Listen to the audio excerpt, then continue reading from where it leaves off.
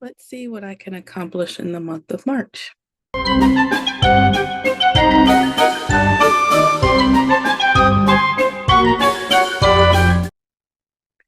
So, my voice is still here, which is a win. I don't know if you saw my counting blessing video, but it's been rough. Story of my life. But so this is going to be a little bit different of a reading vlog. It's going to be the usual stuff, but something that is going to be different is I'm not going to be referencing any book reviews because I didn't finish anything in the month of February, so there's nothing to review. I'll talk about, what I'm currently reading and all that kind of stuff. But last month I had wanted to, well, I didn't want to, I did. I pick out some books because um, basically an observation of like Black History Month. I wanted to pick some stories with female, well, I'm not female, with Black characters or written by Black authors. And so I'm carrying that over to the month of March, but also because we are now in a new month and it's Women's History Month, which again, I don't care whether or not our government recognizes these things. I'm going to.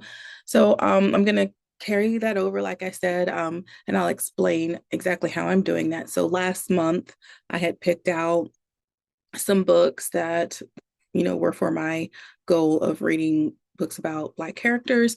And so let's see here. I had Girl of Flesh and Metal. Oh, and also I wanted to read something fairly like light, like not too light. I mean, I didn't want to read anything like crime or like too action packed, I guess, if that's I just wanted something fairly light, but not so light as say like a cozy mystery. Anyway, I was aiming for something like middle grade or like YA. So anyway, I started with Girl of Flesh and Metal.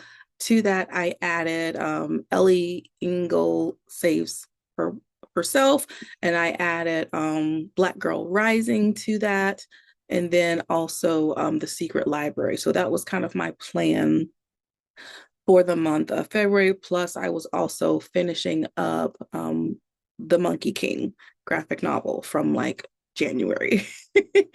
So, just to kind of get you caught up on that, believe it or not, I'm not finished with this one, but I literally have like, looks like maybe 10 pages. I just literally just have to probably sit down today and finish it. So, this is going to get finished today.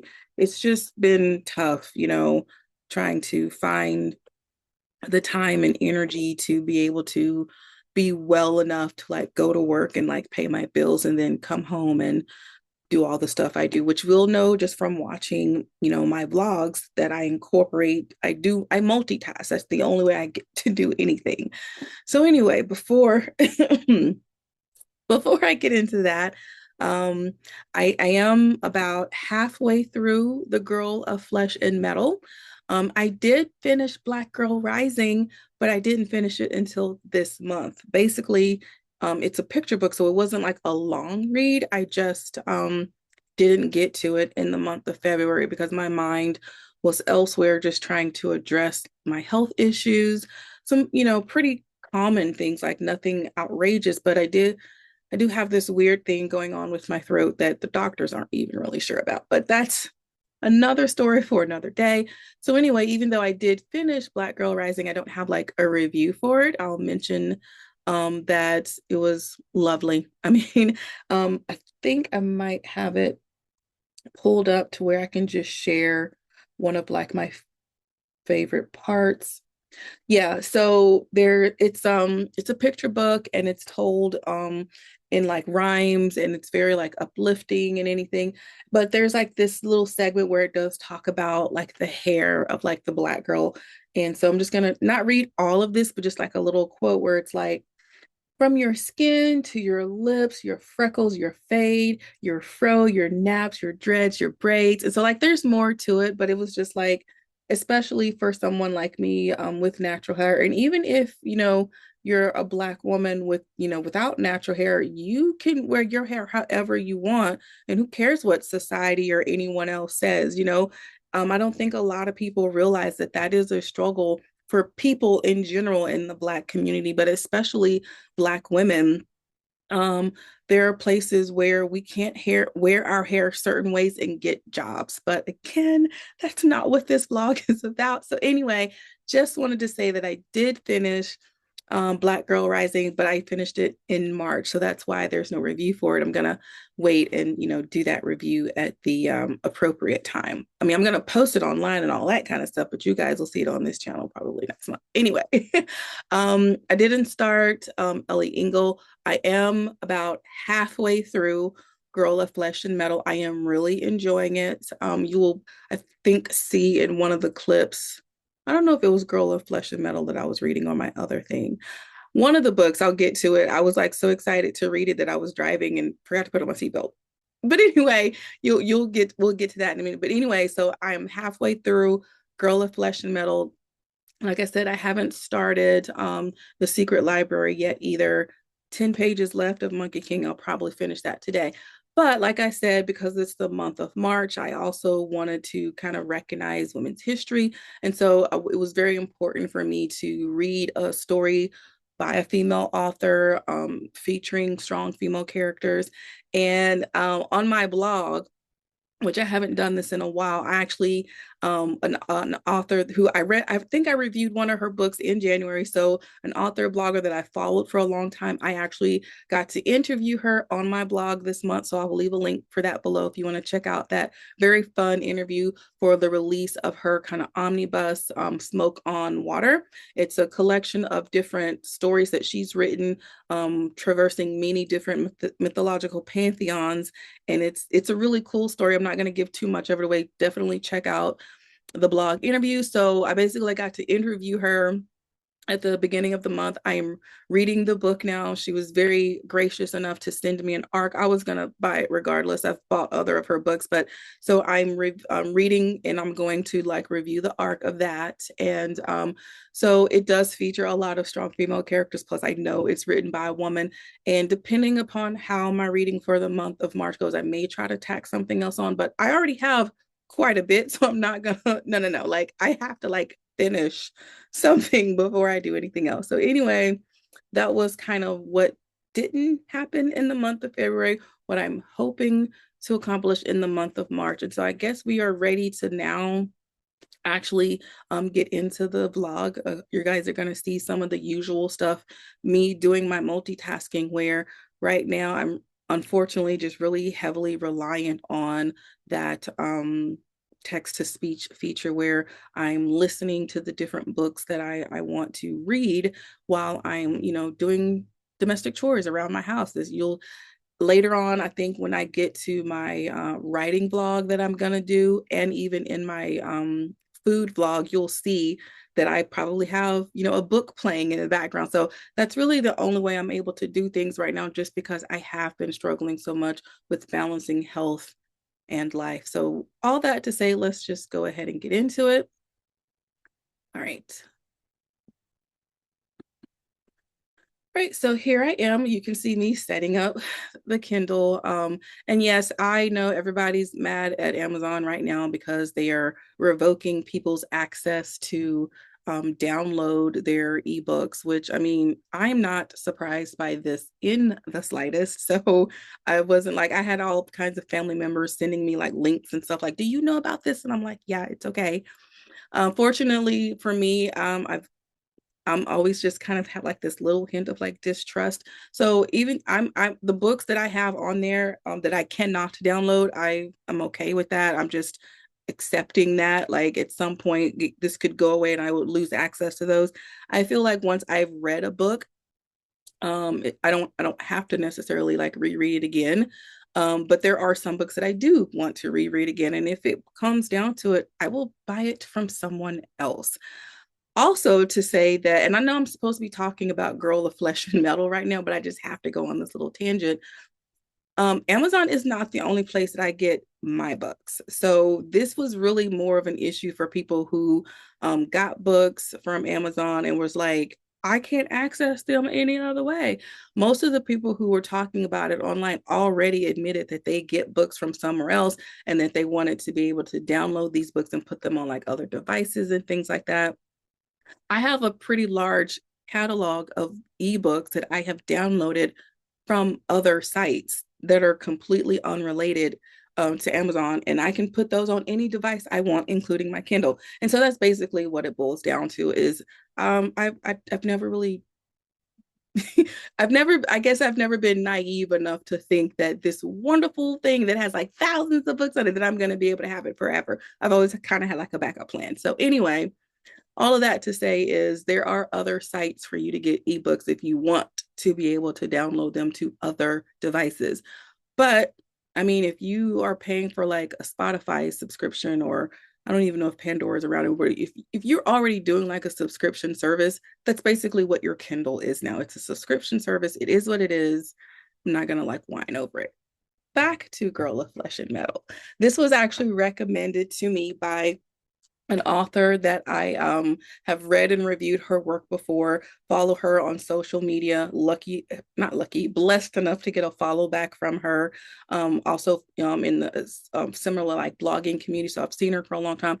Regardless, she wrote a sci-fi series, a young adult sci-fi series that I really liked and reviewed. So I think that's kind of like why she felt comfortable making this recommendation to me after last month when I was having an issue with a book that I wanted to read, and I was concerned about the representation on it. That's all I'm going to say about that. And so she was like, you should try this. And so I took her word for it, and I'm really enjoying it. And it, I would say, obviously, it's got a cool cover. There's some cybernetic aspects to it in the world of AI. Of course, there's going to be some AI aspects to the story, but I think the thing that really hits home to me so far in reading this is people's rights and their choices.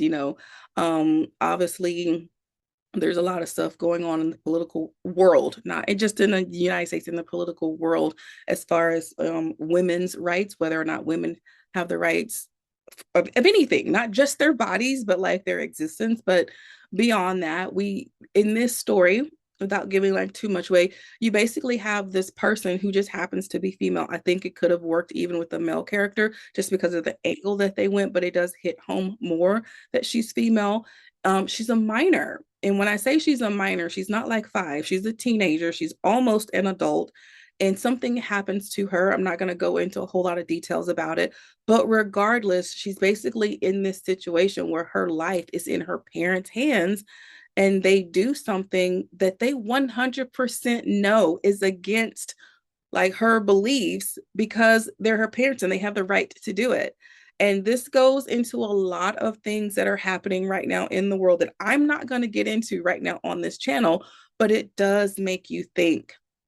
Um, Parental rights are important. I get that. But also, that person, you just have to consider that whatever decisions you are making for your child, they're going to be an adult one day, and they have to deal with the choices that you made for their life as an adult. All right, so that was intense. Here I am now in my car. This is where I could remember which book it was. So obviously this is Smoke on the Water. And so I was so excited to like start this. I was already like listening to it in my house, and I got into my car and like continued. And you can see I think in a moment I literally get like less than a block. Like I was about yes, I was about to like go a block from my house, and I stopped and I'm like, I have on my seatbelt. And so I literally stopped to put on my seatbelt. I didn't even get a full block. But anyway, so I'm on my way to the grocery store. Remember, I got to do life, guys. So I'm just continuing to listen on my way to the grocery store. And this is a really fun book. But what's crazy about it is it's a lot more serious than I was expecting. Not that the author, by the way, like I said, I reviewed one of her books in January, and I think I butchered her name, and I always feel bad because she's wonderful, and I'm always just self-conscious about mispronouncing someone's name. But anyway, I'm gonna go for it. Ronald Jans Van Vern. I always, anyway, she's amazing. I'm reading this story, and she puts so much research and intensity into her stories. you might be like, it's all like fantasy or make believe or mythology or something. Like, what's the point? Like, it makes a difference. You can tell the way that she writes her characters that she's really looked into how they impact the cultures that they're from. And I really am impressed with that. So, like I said, the story is more serious than I was expecting it to be. Not that I expected it to be like a slapstick comedy in any way whatsoever. It's like she didn't give me that impression, but I knew going into it that there was going to be like this dark element because it's basically human beings, you know, destroying the world that they live in. But there's this element of the different deities who at one point serve these different roles, like for humanity, like the god of, you know, death, or the god of healing, or the god of fertility, or the god of weather, like all of these different gods and goddesses from different pantheons. We're not just talking about Greek mythology, we're talking Norse mythology, we're talking Egyptian mythology, we're talking South Africa, like all of these different Celtic mythology, um, Asian, the different Asian mythology. Anyway, and she's just put so much thought and effort into kind of creating this alternate reality where all of the different pantheons kind of are getting together, sometimes in positive ways, sometimes in not so positive ways, and you're seeing their impact on the human world and vice versa. We're seeing how the human world is impacting their existence. There's times in the story where they have to like show up and clean up the mess of the humans, and there's times where they have to show up and clean up their own messes that they've made for the humans. And so I'm trying to like talk about the story without giving too much of it away, but it's really good. And like I said, it is kind of like an omnibus. She's written like a series of, I think, short stories and novellas, and so each one, I guess you can get those individually. Like I know I have mostly purchased her stories from Smashwords, which is also connected to like Draft to Digital. I think they are the same company. Like one is going to like take over. So right now you can shop at both of them, but I think eventually everything is going to be Draft to Digital. But my whole point is that all of the stories in the book that I'm reading, I believe you can get them like individually. So if you weren't ready to like invest in like the whole thing, you could read like one or two of them and see if you like them. But I just went full in, especially since, you know, she was gracious enough to offer me the arc, knowing that I have like bought and read and reviewed some of her other work in the past. And so that's what I am reading right now. I'm highly enjoying it. Like I said, it's a lot deeper than I was expecting. Not that I've ever read something from her and it wasn't like deep anyway, but sometimes when I read stories from other authors, you know, where they are talking about like gods and goddesses and stuff, there's like just this convolutedness to the story. And you have a little bit of that. You have to when you're talking about like deities, but I just love the way she's put it together in like this intricate and sophisticated way. There are some laughs, absolutely. There are some laughs, but there's also some really like, oh man, that's really thought-provoking, you know, stuff. And so anyway, like I said, started at home, kept going in my car. I do not listen while I'm shopping because I kind of have to pay attention to what I don't want to be that person in the store bumping into other people because I'm on my phone or listening to a book. And so I do stop when I get to the grocery store. And so I think the next clip is going to be me back in the kitchen with the dishwasher. And let's see what's happening. Yep, here I am. Oh, I can't remember what I'm reading at this point. Gonna, oh yeah, okay. Okay, so yeah, I had to turn it on. I didn't have it on yet. And I gotta pull up my hair. I didn't forgot don't like to get like hair everywhere while I'm doing this kind of stuff. So I am listening to um Girl of Flesh and Metal again. Oh, it's a little side note here. I mentioned this on my blog. So I'm actually pulling my hair up, and I had someone from like my job in real life ask me about, you know, the stuff that I use to pull my hair up with. And obviously that's not, I just want to be clear that that's not what I have going on right now. But I use neck gaiters to pull up my hair. And she was like, really? And I was like, yeah, like you can get them in all kinds of different colors and fabrics and stuff, you know. So, you know, you can pull your hair up out of the way, you know, especially in my line of work, which I'm not going to go into right now. Having your hair down and flowing is just going to put you in some tough situations. So whenever I am not completely at leisure, I do typically have my hair pulled up, but it is also a fashion statement for me. So I'm not going to pretend like that isn't an aspect of it.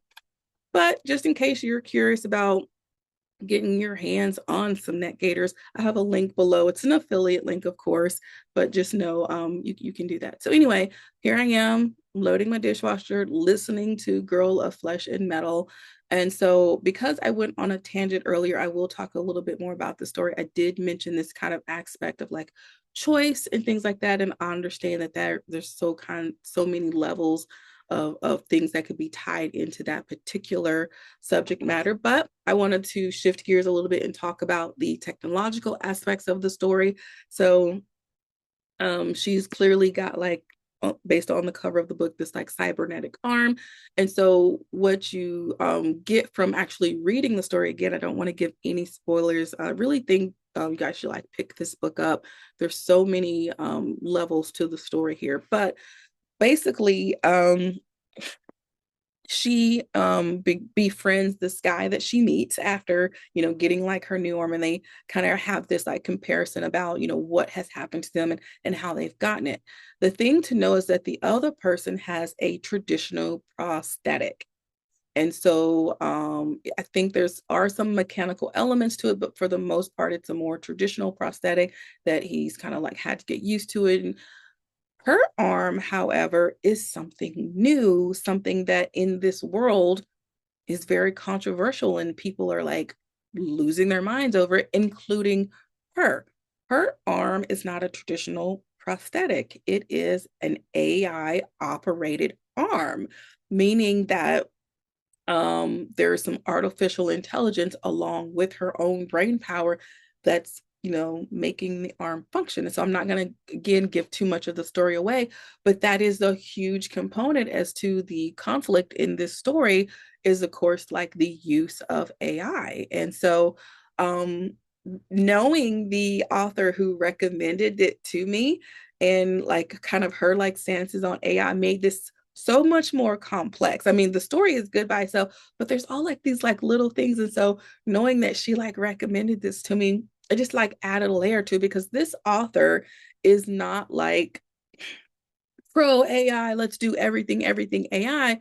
But I know that this author does see benefits of AI, and she even like will talk to other authors on like ethical and efficient ways of using AI without like it taking over and stuff like that. But she is also, like I said, she's not like a poster child for the use of AI, saying just use it, unrestricted or anything like that. But I did find it interesting that that was a component of this story, and then knowing kind of like her take on it, being kind of like this advocate to just say don't just immediately turn your back on something because it's new or different or even scary.